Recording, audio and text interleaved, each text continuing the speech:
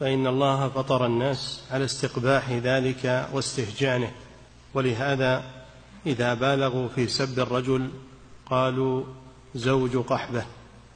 نعم، إذا بالغوا في سب الرجل وتنقيصه قالوا هذا زوج قحبة، يعني زاني، زوج زاني، ما في خير، معناه أنه ما في خير. نعم. فحرم الله تعالى على المسلم أن يكون كذلك، أن يكون زوج قحبة أو زوج زانية، حرم ذلك على المؤمنين. نعم. فظهرت حكمة التحريم وبان معنى الآية، والله الموفق. بان معنى الآية، والله إنه معنى الآية واضح وبين، والله حكيم عليم سبحانه، غفور رحيم بعباده، يرسم لهم الطرق النزيهة والطرق الصينة رحمة بهم، حماية لهم.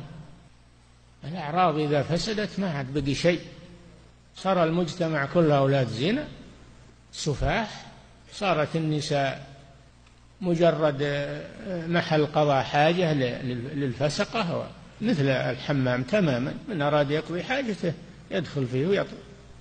تكون المرأة كذا إذا ضيعت، تكون كذا، كما يدخل المرحاض يبول ويتغوط يجي للزانية ويقضي حاجته ويمشي.